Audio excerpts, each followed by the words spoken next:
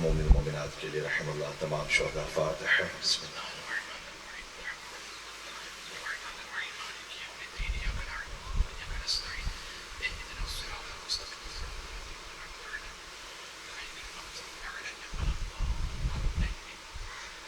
إن الله وملائكته يصلون على النبي يا أيها الذين آمنوا صلوا عليه وسلموا تسليما.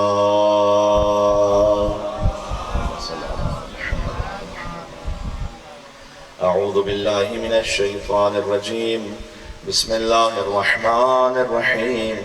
لا حول ولا قوة إلا بالله العلي العظيم. حسبنا الله ونعم الوكيل. نعم المولى ونعم النصير. وبه نستعين وهو خير ناصر ومعين. والعاقبة للمتقين والجنة للموحدين والنار للعاصين. والصلاة والسلام على أشرف الأنبياء والمرسلين حبيب إله العالمين العبد المرتضى والنبي المجتبى والرسول المصطفى سيدنا ونبينا وشفيع ذنوبنا وطبيب نفوسنا ومولانا ومولى الثقلين جد الحسن والحسين أبي القاسم محمد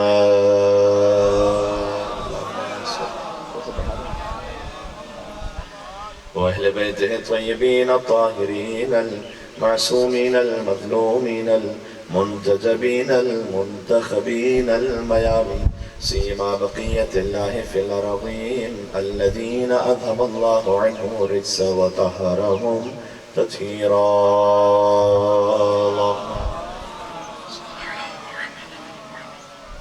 اللهم صل وسلم وزد وبارك على صاحب الدعوة النبوية والصولة الحيدرية والعصمة الفاطمية والحلم الحسنية والشجاعة الحسينية والعبادة السجادية والمآثر الباقرية والآثار الجعفرية والعلوم الكاظمية والحجج الرضبية والجود التقوية والنقابة النقبية والهيبة العسكرية والغيبة الإلهية.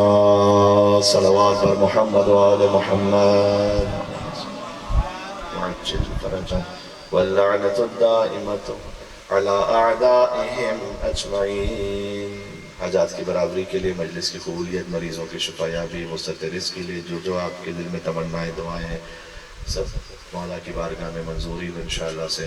دعا امام زمان علیہ السلام کے صدقے میں. بسم اللہ الرحمن الرحیم. اللہم کن ولیک الحجة ابن الحسن صلواتك عليه وعلى آبائه في هذه الساعة وفي كل ساعة وليا وحافظا وقائدا وناصرا ودليلا وعينا حتى تسكنه أرضك طوعا وتمتعه فيها طويلا. صلوات بر محمد وآل محمد. لیکن مولا کا فرمان ہے صلوات تو کسی بھی کیفیت میں بھیجے ثواب ہے، لیکن بلند آواز سے بھیجے اللہ دل سے منافقت کو بھی دور کر دیتا ہے. بلند تر صلوات بھیجے محمد و آل محمد علیہ السلام پر. اللہم ایک اجتماعی بلند تر صلوات بھیجے محمد و آل محمد صلی علی محمد و آل محمد وعجل فرجہم. سب سے پہلے تو اللہ تعالیٰ کا شکر ہے کہ اس نے مجھ ناچیز کو یہ توفیق عطا فرمائی کہ ذکر امام حسین علیہ السلام کے صدقے میں آپ مومنین کی زیارت کا شرف حاصل ہو رہا ہے. وہ فرش عزا کہ جہاں ذکر قرآن بھی ہوتا ہے اور ذکر اہل بیت اطہار بھی ہوتا ہے، اور ایک مومن کا دوسرے مومن کی زیارت کرنا بھی عبادت کا ثواب رکھتا ہے. یعنی حدیث میں آیا ہے کہ جب دو مومن آپس میں ہاتھ ملاتے ہیں تو دونوں کے گناہ ایسے جھڑ جاتے ہیں جیسے خزاں کے موسم میں درختوں سے پتے جھڑ جاتے ہیں. اور علماء کرام بھی تشریف فرما ہے، آپ کی اجازت سے آپ کی موجودگی میں گفتگو ہو رہی ہے، اور یہ انشاءاللہ یقیناً اصلاح بھی فرمائیں گے، تائید بھی فرمائیں گے. بزرگ ہیں اور اللہ تعالیٰ نے جو یہ توفیق عطا فرمائی ہے کہ آپ مومنین کی خدمت میں پہنچیں. تو میں نے کہا کہ ایک مومن کا دوسرے مومن کی زیارت کرنا بھی عبادت ہے. یہ ہے بھی اس مولا کے صدقے میں کہ جس مولا کے چہرے کو دیکھنا بھی عبادت کا ثواب رکھتا ہے.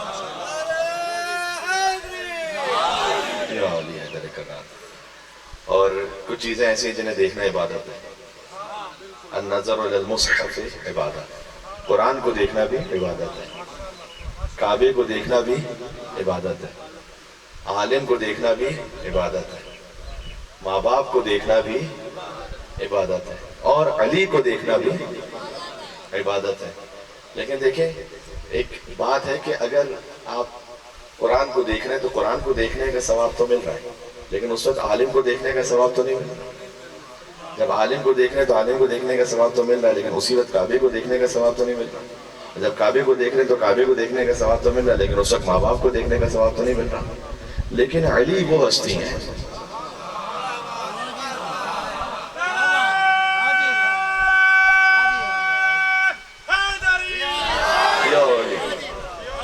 پتہ ہے کیوں؟ اس لیے کہ علی مال قرآن والقرآن مع علی. دیکھو جس شے کو دیکھنے کا ثواب ہے اسے جوڑتے جاؤ علی بن ابی طالب علیہ السلام سے. علی ہمیشہ قرآن کے ساتھ ہے، قرآن ہمیشہ علی کے ساتھ ہے. پھر حضور نے فرمایا یا علی مثلک مثل الکعبہ، اے علی آپ کی مثال کعبے کی مثال ہے. جیسے کعبے کو دیکھنا عبادت ہے ویسے علی کو دیکھنا عبادت ہے. لیکن ایک فرق ہے، فرق آپ ماشاءاللہ جو مومن مجلس میں سنتے رہتے ہیں نا، قدیمی مومن، وہ فوراً اس بات کو سمجھتے ہیں کہ ذاکر کیا کہنا چاہ رہے ہیں، کس حدیث کی طرف اشارہ ہے. دیکھو علی کعبے کی مثل تو ہے، لیکن علی مولود کعبہ ہے، تو علی کعبے سے بھی بلند ہے. اور یہ خالی علی کعبے سے بلند نہیں. ابھی قبلہ صاحب ذکر کر رہے تھے، آپ نے اس فقیر کو دیکھا ہوگا میڈیا چینلز پر علماء اہل سنت کے ساتھ گفتگو کرتے ہوئے، تو وہاں پر علماء اہل سنت بھی اس حدیث کو بیان کرتے ہیں کہ حضور نے کعبے کو دیکھ کر ارشاد فرمایا تھا کہ اے کعبہ تیری بڑی عظمت ہے، لیکن یاد رکھ تیرا احترام اور تیری عزت ایک مومن کی عزت اور احترام سے بڑھ کر نہیں ہے. مومن کا احترام وہ کعبے کی حرمت سے بھی بڑھ کر رسول اللہ نے بیان کیا. اب آپ سوچیں مومن کا احترام جب کعبے سے بھی بڑھ کر ہے تو جو امیر المومنین ہیں ان کے احترام کا مقام کتنا ہے. تو علی کعبے کی طرح ہے، لیکن علی کعبے سے بھی بلند ہے. اور بلند اس طرح سے ہے، توجہ رکھیے گا، یہاں بیٹھ کر آپ کعبہ کعبہ کہتے جائیں تو ثواب نہیں ملے گا، لیکن علی علی کہتے جائیں تو ثواب ملتا چلا جائے گا. تو علی کعبے کی طرح بھی ہے، علی قرآن کے ساتھ بھی ہے. جن جن چیزوں کو دیکھنا عبادت ہے ذہن میں ہے. پھر عالم کو دیکھنا عبادت ہے. تو کس سے یہ حدیث یاد نہیں کہ حضور نے کہا انا مدینۃ العلم وعلی بابها، میں علم کا شہر ہوں اور علی اس کا دروازہ ہے. اب یہ الگ بات ہے کہ بعد میں حدیثوں میں کچھ اضافہ بھی کر دیا گیا. جی یہ در حقیقت بنی امیہ کی ایک فیکٹری تھی جس کو آپ کہہ سکتے ہیں حدیث مینوفیکچرنگ کمپنی انلمیٹڈ. جی یہ سمجھ میں آ رہی ہے بات؟ ہماری جو کمپنی ہوتی ہے اس کے آگے لمیٹڈ لکھا ہوتا ہے نا، وہ انلمیٹڈ. جعلی حدیث مینوفیکچرنگ کمپنی انلمیٹڈ. اس میں ایک حدیث بنی ہوئی تھی کہ بھئی کوئی دیوار ہے، کوئی چھت ہے. اب اتنی بھی عقل نہیں کہ شہر کی تو چھت ہوتی ہے، نقل کے لیے بھی تو عقل کی ضرورت ہوتی ہے. تو شہر کا دروازہ تو ہوتا ہے. رسول نے کہا میں علم کا شہر ہوں، علی اس کا شہر کی چھت کب سے ہونے لگی؟ شہر کی تو چھت ہی نہیں ہوتی. اچھا میری بلا سے آپ کوئی چھت بنا لے، کوئی دیوار بنا لے، کوئی پرنالہ بنا لے، وہ اپنی مرضی ہے اس کی، لیکن آنا شہر میں دروازے ہی سے پڑے گا.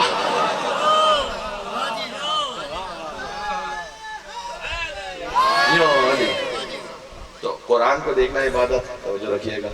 یعنی قرآن علی قرآن کے ساتھ، قرآن علی کے ساتھ. کعبے کو دیکھنا عبادت، علی کی مثال کعبے کی مثال ہے. عالم کو دیکھنا عبادت، تو انا مدینۃ العلم وعلی بابها، میں علم کا شہر ہوں، علی اس کا دروازہ ہے. اور ماں باپ کو دیکھنا عبادت ہے. ماں باپ کو دیکھنا عبادت یعنی کیا؟ حضور نے فرمایا کہ انا و علی ابا حاضر امت، میں اور علی اس امت کے باپ ہیں۔ بات سمجھ میں آ گئی؟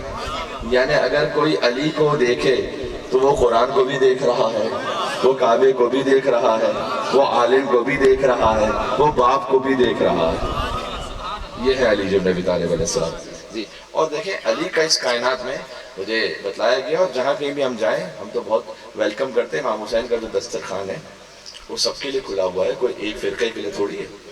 اور ایک لفظ استعمال ہوتا ہے آج کل کاپی رائٹ، پتہ ہے کاپی رائٹ کا مطلب ہوتا ہے کہ بھائی اسی کے ساتھ بھی حق مخصوص ہے۔ کوئی نوحہ کوئی اور چیز ڈالتے ہیں، کہتے ہیں کاپی رائٹ ہے، آپ نہیں ڈال سکتے، کاپی رائٹ انہی کی ملکیت ہے۔ لیکن آپ یاد رکھیں ذکر امام حسین پر کوئی شیعوں کا کاپی رائٹ نہیں ہے کہ وہ ہم ہی کریں گے، خالی ساری دنیا کر رہی ہے۔ جس کے دل میں جیسی توفیق ہے، ہر ایک کو امام حسین سے محبت ہے، ہر مسلمان کو ہے۔ بلکہ میں آپ سے کہوں، ایک بات عرض کروں، مولا علی سے محبت کے لیے تو صاحب ایمان ہونا ضروری ہے، لیکن رسول اللہ نے فرمایا تھا کہ علی آپ کی محبت فقط مومن کے دل میں آئے گی۔ مولا علی سے محبت کے لیے تو صاحب ایمان ہونا ضروری ہے، لیکن امام حسین سے محبت کے لیے فقط شریف انسان ہونا ضروری ہے۔ یعنی حتیٰ کوئی غیر مسلم بھی ہے وہ بھی انسپریشن لیتا ہے امام حسین سے، ہاں وہ متاثر ہوتا ہے امام حسین السلام سے۔ اب وہ چاہے کسی مسلمان فرقے سے ہو، میں نے کہا کسی مذہب سے، ہندو ہے، عیسائی ہے، حتیٰ کوئی مذہب نہیں رکھتا، اس کے دل میں بھی عقیدت احترام امام حسین کے لیے۔ تو جو ہے اب اس طرح سے میں عرض کر رہا ہوں کہ ماشاءاللہ ہمارے اور بھی مسلمان بھائی سن بھی رہے ہوں گے اور تشریف بھی فرمائے، تو میں ان سے عرض کروں کہ صحیح شیعہ عقیدہ پتہ ہے کیا ہے؟ کہ علی کا اس کائنات میں تیسرا نمبر ہے۔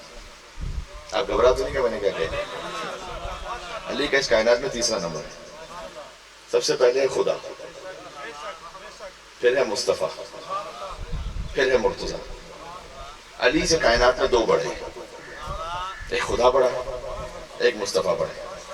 لیکن لطف کی بات یہ کہ ان دونوں بڑوں نے یہ کہہ رکھا ہے کہ جنت میں وہ جائے گا جس کے دل میں یہ چھوٹا ہوگا۔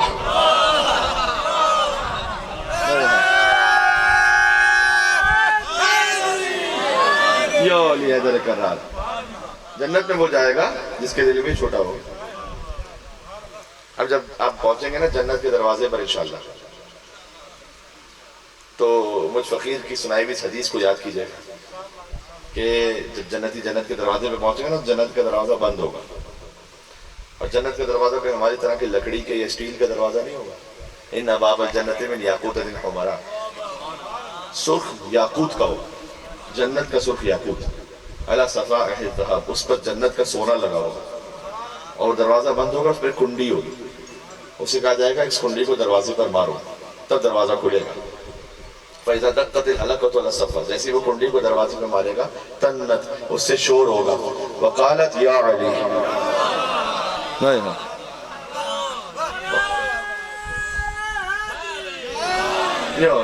تو اس دروازے سے یا علی کی آواز آئے گی۔ اب جب اس سے یا علی کی آواز آئے گی تو مجھے بتائیے کہ جس کو یا علی کہنے سے تکلیف ہے دنیا میں، وہ کہاں جائے گا؟ وہ ایک ہی جگہ بچی ہے۔ اب پتہ ہے سوشل میڈیا کا زمانہ ہے، اور خطیب بعد میں پہنچتا ہے، کلپ پہلے پہنچا ہوا ہوتا ہے، تو اس لیے ہو سکتا ہے کہ وہ والا کلپ جو میں کہنے لگا وہ پہنچا ہوا اب تک، لیکن بہرحال ثواب ہے کہ اللہ نے ہر جگہ مولا علی کو رکھا ہے، بس ایک جگہ ہے جہاں نہیں ہے۔ جس کو یا علی کہنے سے تکلیف ہے نا، وہ وہاں جائے بس پہ، جہاں سارے وی آئی پی ہوں گے نا بڑے بڑے۔ توجہ ہے آپ کی؟ آپ بہت اچھا اشارہ، اللہ اکبر، یا رسول اللہ، یا علی، اللہم صلی علی محمد وعلی محمد۔ توجہ رکھنا، لہذا ایک جگہ خالی ہے کہ جہاں پر باقی ہر جگہ مولا علی۔ پورے دین میں دیکھ لیں بھائی، مسجد میں بھی علی ہے تو ممبر پہ بھی علی، تو کعبہ گواہ ہے دوش پیغمبر پہ بھی علی، اور ہجرت کی شب رسول کے بستر پہ بھی علی، اور جنت علی کے ملک ہے، کوثر پہ بھی علی، تو کوثر پہ بھی علی، تو ہر جا علی ملیں گے نہ دامن بچائیے، ہر جا علی ملیں گے نہ دامن بچائیے، اور بچنا علی سے ہے تو جہنم میں جائیے۔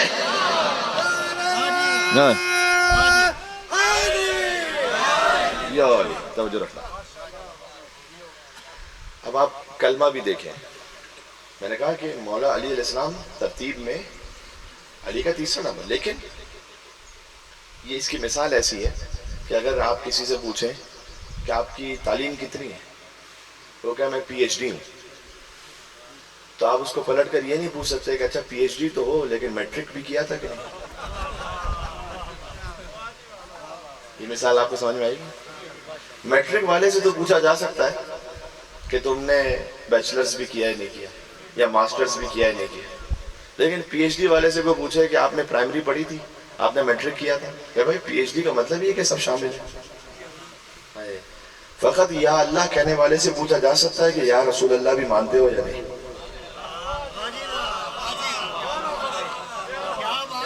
پتہ ہے میں نے کیا کہا، آپ بات مان لی نا؟ یا رسول اللہ کہنے والے سے آگے پوچھا جا سکتا ہے کہ اچھا یا رسول اللہ تو مانتے ہو، یا علی بھی مانتے ہو یا نہیں، لیکن جو یا علی کہہ رہا ہے وہ یا اللہ پر بھی ایمان رکھتا ہے، وہاں سے گزر کر یا رسول اللہ تک بھی پہنچا ہے، اور پھر ایمان کی نشانی یا علی ابن ابی طالب تک بھی پہنچا ہے۔ اس لیے آپ کلمے کو دیکھیں، آپ کلمے کی ترتیب دیکھیں، لا الہ الا اللہ، پہلا کلمہ لا الہ الا اللہ، کلمہ توحید۔ اب اس میں اللہ کے علاوہ کسی کا ذکر نہیں، وہ وحدہ لا شریک ہے، اس کے ساتھ کسی کا ذکر ہو ہی نہیں سکتا، ہے نا؟ اس ترتیب میں کسی کا ذکر ہو ہی نہیں سکتا۔ اب یہ اچھی طرح جو بھی نکتہ چینی کرنے والے، اعتراض کرنے والے، وہ اچھی طرح مائکروسکوپ لگا کر دیکھے لا الہ الا اللہ میں کہیں شیعوں نے علی تو نہیں گھسایا ہوا؟ کوئی نہیں۔ لا الہ الا اللہ میں کہیں کوئی نہیں، کسی کا ذکر نہیں، اس کے علاوہ کوئی معبود نہیں۔ لا الہ الا اللہ کے کلمے میں کسی کا ذکر نہیں، لیکن محمد رسول اللہ، مصطفیٰ کے کلمے میں اللہ کا ذکر ہے، اس لیے کہ وہ اللہ کے رسول ہیں، وہ خود سے رسول نہیں بنے ہوئے۔ توجہ کی میں نے آپ نے کیا کہا؟ محمد رسول اللہ، اللہ کے رسول ہے محمد، خود سے نہیں بنے ہوئے۔ تو مصطفیٰ کے کلمے میں اللہ کا ذکر ہے۔ اب آپ میرے ساتھ کلمہ اور پڑھیے گا آگے کلمہ ہے علی ولی اللہ و وصی رسول اللہ۔ علی کے کلمے میں اللہ کا ذکر بھی ہے، مصطفیٰ کا ذکر بھی ہے۔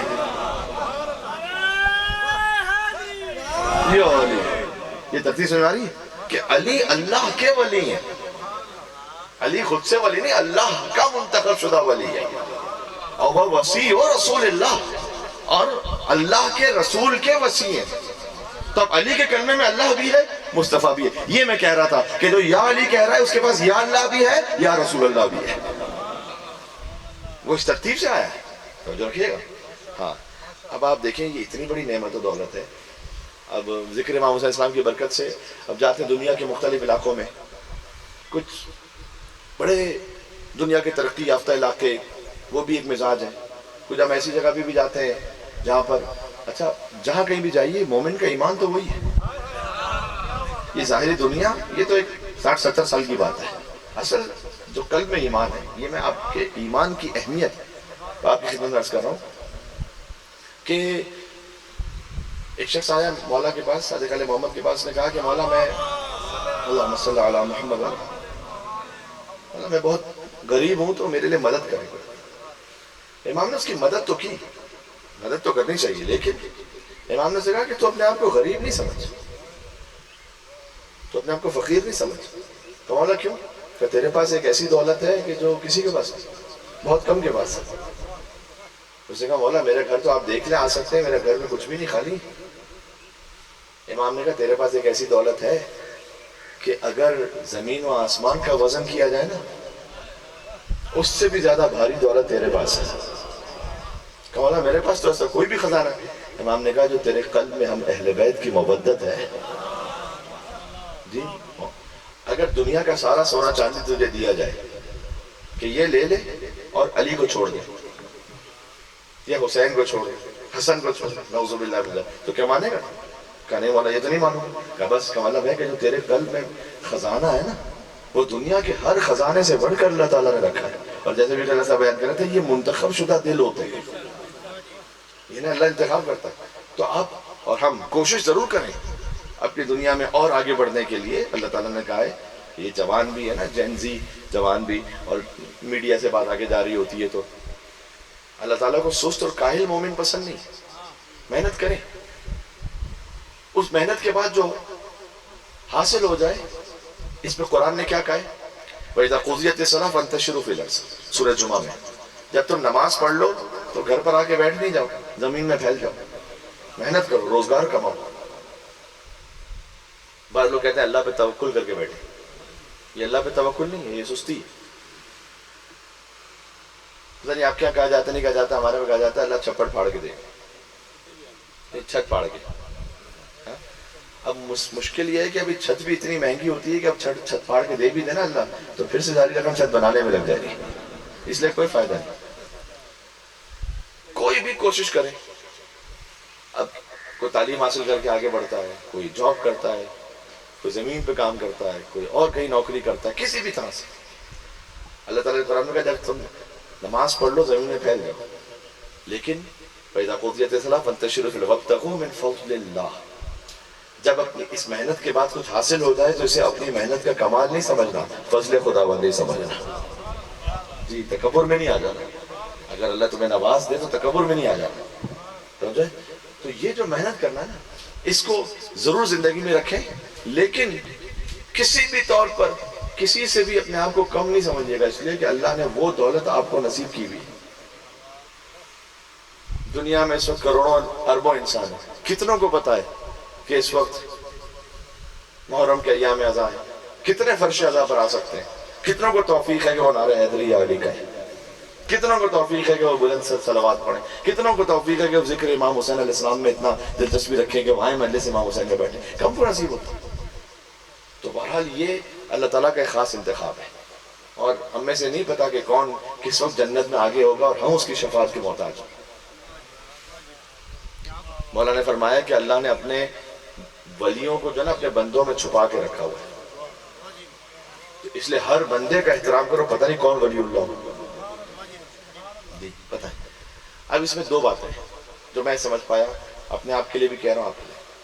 مجلس امام حسین میں ایک بزرگ آیت اللہ تھے، ان سے پوچھا گیا کہ کوئی نصیحت کرے مجلس کے لیے۔ انہوں نے کہا کہ سب سے بڑی مجلس کی نصیحت یہ ہے کہ جب ذکر امام حسین سے نور حاصل ہو تمہیں، اس نور کو سنبھال کے رکھنا بعد میں بھی، یہ سب سے مشکل کام ہے۔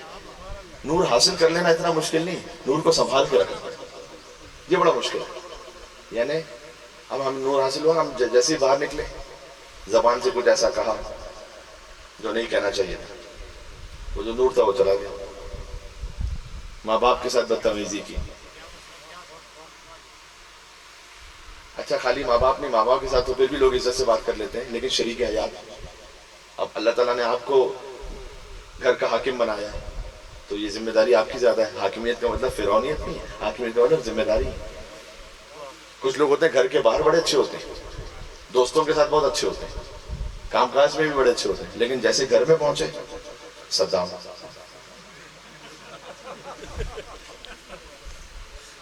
ہاں گھر کے اندر دو تھپڑ لگائے، بچوں کو مارا، بیوی کو سنایا۔ یہ جو زبان کا کنٹرول ہے نا، یہ بہت ضروری ہے۔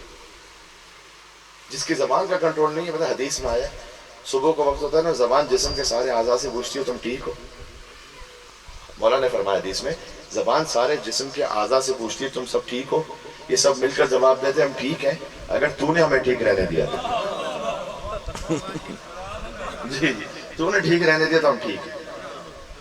اس کا مطلب ہے کہ جس کی زبان ٹھیک ہے نا وہ انسان ٹھیک ہے، جی جس کی زبان ٹھیک نہیں ہے وہ پھر کیسا ہی نمازی ہے، کیسے وہ ٹھیک نہیں، پھر زبان ٹھیک ہونی چاہیے۔ کبھی آپ کو غصہ آ رہا ہو، آپ اپنے دل میں صلوات بھیجیں، پانی پئیں، ایک جگہ بیٹھ جائیں، بعد میں جس بات کا اظہار کرنا ہے نا، شیطان پتہ ہے کیا کرتا ہے؟ اگر آپ نے 5 جملے کہنے تھے، شیطان آپ سے غلط 10-15 اور کہلوائے گا غصے میں، بعد میں آپ کو افسوس بھی ہوگا نا، آپ واپس نہیں لے سکیں گے کیونکہ انا آ جائے گی، میں کیوں واپس لوں گا۔ جب آپ کا غصہ ٹھنڈا ہو جائے گا پھر آپ کہیں گے نا، تو 5 کے بجائے آپ وہ 3-2 جملے ہی کہہ کے فارغ ہو جائیں گے کہ ٹھیک اتنا ہی کافی۔ آپ کو زیادہ کہنے کی ضرورت اس لیے کہ شیطان غصے میں وہ کہلواتا ہے۔ مولا نے فرمایا کہ غصہ جو نا دیوانگی ہے، وہ دیوانہ ہو جاتا ہے، پتہ نہیں چلتا کیا کہہ رہا ہے۔ یقین جانیے گا اس غصے کو ضبط کر لینا، جو رکھیں پتہ نہیں پھر کب آپ کی خدمت میں دوبارہ زیارت کا شرف حاصل ہے تو میں باتیں کہہ کے جاؤں گا۔ اپنے آپ کے لیے بھی کہہ رہا ہوں میں، خالی اپنے آپ کے لیے بھی کہہ رہا ہوں۔ کہ جب آپ غصے کو ضبط کر لینا، کتنی مرتبہ ہم اپنے گھر میں دوست مومن کے ساتھ غصہ تھا، میں نے ضبط کر لیا، میں نے کہا اللہ کی خاطر میں اس کو نہیں کہتا، کچھ غلط بات نہیں کہتا، زبان سے نہیں نکالوں گا غلط بات، گالی نہیں نکالوں گا. یہ آپ کا اپنی زبان پر کنٹرول کر لینا، ہو سکتا ہے آپ کی زندگی بھر کی ساری نمازیں شب سے افضل ہو جائے. عبادت خالی لمبی لمبی نماز پڑھنا نہیں مسلح کی، عبادت یہ ہے کہ جو اپنے کردار میں کیسا. دو باتیں، ایک زبان ایک نگاہیں، یہ دو کو انسان ٹھیک کر لینا، میں کہتا ہوں وہی ولی اللہ ہے. آج ولی اللہ یہ نہیں ہے کہ جو تسبیح لمبی لمبی 1000 مرتبہ گھمائے، نہیں وہ آسان ہے. اصل ولی اللہ پتہ کون ہے؟ جو تنہائی میں اپنے آپ کو حرام سے بچائے. پہلے ماں باپ کہتے تھے کہ برے دوست کے پاس نہیں بیٹھنا، برا دوست تمہیں برا بنائے گا. اب مشکل یہ ہے کہ ہر ایک کی جیب میں ایک برا دوست موجود ہے، خطرناک برا دوست، اور اس سے ہر قسم کا شیطانی کام ہو سکتا ہے. اس لیے یہ اتنا خطرناک ہے. پہلے ہوتا تھا کہ اگر کسی کو کوئی نعوذ باللہ غلط کام بھی کرنا نا، وہ کہتا تھا اپنے محلے سے باہر جاؤں کہ مجھے دیکھ نہیں لے. اب جس کو جتنا غلط کام کرنا وہ گھر میں اتنا ہی گھستا اندر. اصل ولی اللہ وہ ہے کہ جو اپنی نگاہوں کو پاک رکھ سکے. نور امام حسین کی مجلس سے حاصل ہونا، بس اپنی نگاہوں کو جو پاک رکھے اس کے پاس وہ نور رہے گا، ورنہ وہ نور چلا جائے گا.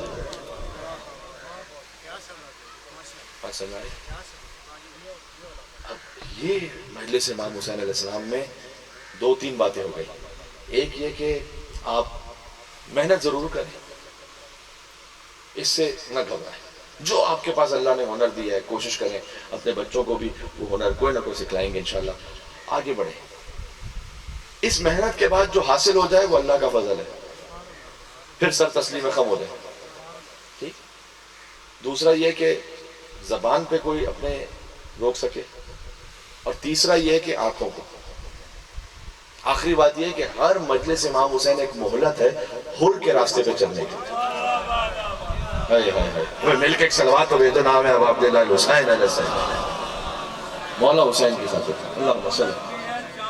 چانس بھی بالکل اپرچونٹی، اس لیے کہ مجلس امام حسین علیہ السلام، وہ امام حسین کے در پر جب آپ پہنچتے ہیں نا تو وہ بدلنے کا ایسا موقع ہے. اور امام حسین سفینہ نجات ہے نا، وہ ایسے جلدی سچی نیت والے کو بدل دیتے. اب حر کو ساری زندگی ایک طرف گزری تھی، چند لمحے ایک طرف. میں انیس کے 2 مصرے پڑھتا ہوں چلے، لیکن ابھی گرمی کا زمانہ ہے تو ہمیں پسینہ بہت آتا ہے. اب انہوں نے بھی اسی طرح سے کربلا میں شدید گرمی تھی تو اس وقت حر آئے ہیں امام حسین سے معافی مانگنے. تو کہہ لیں حلی من توبۃ، کیا میرے لیے کوئی توبہ ہے؟ اب یہ بھی ایک بات سن لیں. ایک شخص آپ کے ساتھ اس نے زیادتی کی، آپ کے پاس معافی مانگنے آیا، آپ اتنا کہہ سکتے ہیں کہ ٹھیک ہے میں نے معاف کیا. ہم میں سے کوئی یہ نہیں کہہ سکتا کہ رب نے معاف کیا. کاش میری بات پہنچ سکے میں نے کیا کہا. ہمارا تھوڑی اختیار ہے کوئی، ہمیں کیا پتہ رب نے معاف کیا نہیں کیا. یہ در حسین ابن علی کی طاقت ہے. حسین کہہ سکتے تھے کہ میں نے معاف کیا اور رب نے معاف کیا. سبحان. پھر دنیا والا آخرہ، دنیا میں بھی آزاد آخرت میں بھی آزاد. یہ حسین ابن علی کا اختیار ہے. یعنی جو حسین کے در پہ کھڑا نا وہ باب اللہ پہ کھڑا ہوا ہے، اللہ کے دروازے پر. جی. اور کتنا جلدی. اب آپ سوچیں، انیس نے لکھا کیا جلد گیا سوء ارم دار فنا سے. جنت کی طرف سوء ارم، کیا جلد گیا سوء ارم. توجہ ہے آپ کی. کیا جلد گیا سوء ارم دار فنا سے، کہ سوکھا ہے پسینہ بھی تو جنت کی ہوا سے.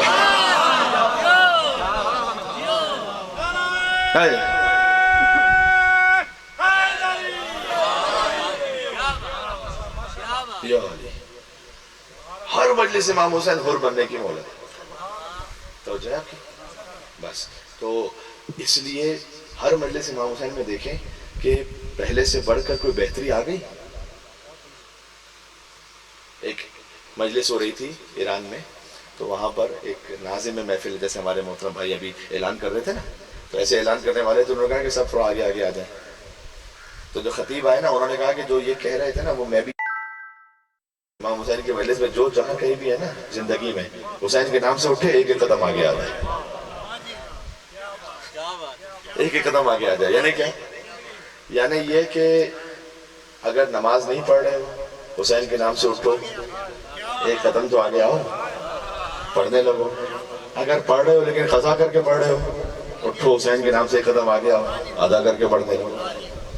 اگر ادا کر کے پڑھ رہے ہو اٹھو حسین کے نام سے ایک قدم آگے آؤ، فضیلت کے وقت میں پڑھنے لگو. اگر غلط کچھ دیکھ رہے ہو اٹھو حسین کے نام سے ایک قدم آگے آؤ، دیکھنا بند کر دو، وہ غلط ہے. جو جہاں کہیں حسین کے نام سے اٹھے ایک قدم آگے آئے، یہ اپنی زندگی میں مشن بنا رہے ہیں.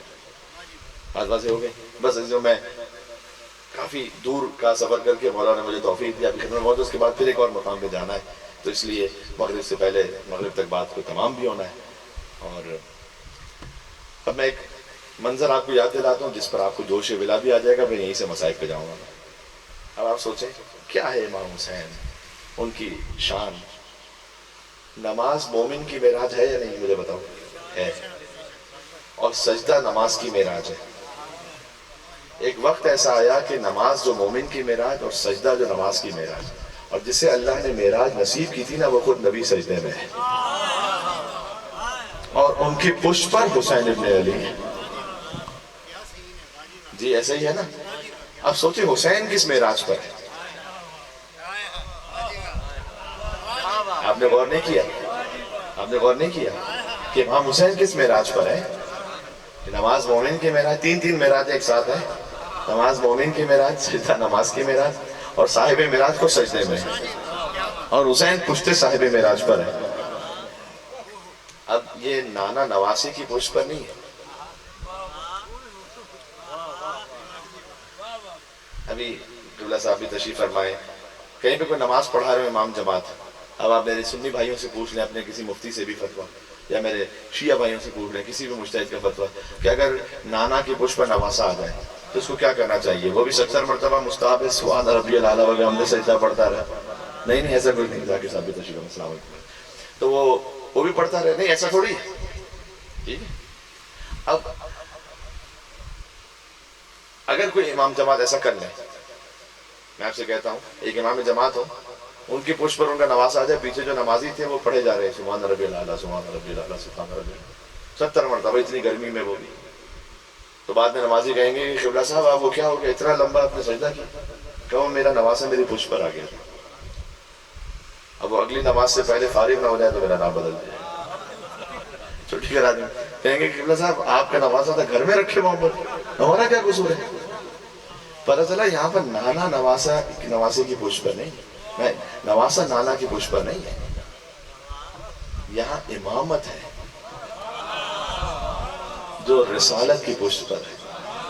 اور ایک تعارف کروا رہے ہیں رسول اللہ صلی اللہ علیہ وآلہ وسلم. کیا تعارف ہے؟ کہ سر مبارک جھکا ہوا تھا، نماز سرور پڑھا رہے تھے.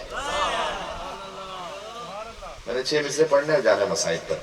سر مبارک جھکا ہوا تھا، نماز سرور پڑھا رہے تھے، اور حضور آگے صحابہ پیچھے، وہ فرض اپنا نبھا رہے تھے. صحابہ کرام حضور کے پیچھے نماز پڑھے تھے نا، تو حضور آگے صحابہ پیچھے وہ فرض اپنا نبھا رہے تھے کہ محب ایسے میں مسکراتے حسین گھر سے جو آ رہے تھے. محب ایسے میں مسکراتے حسین گھر سے جو آ رہے تھے، اور حسین پشت نبی پر بیٹھے زمانے بھر کو بتا رہے تھے.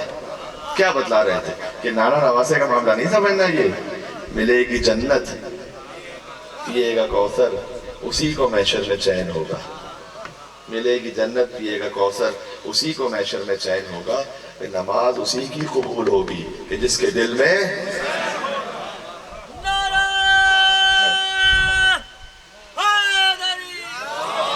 یا ولی حیدر کر رہا. توجہ ہے.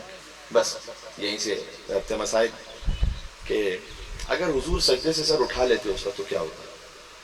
5 یا 6 برس کے تھے امام حسین، وہ مسجد کی صفوں میں گرتے نا.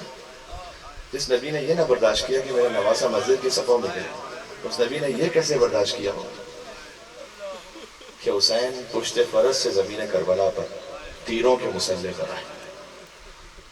آئے حسین. اب جو ایام ہے نا وہ فقط یا حسین کہنے کے نہیں ہے، وہ ہائے سجاد کہنے. ہائے سجاد، ہائے سجاد.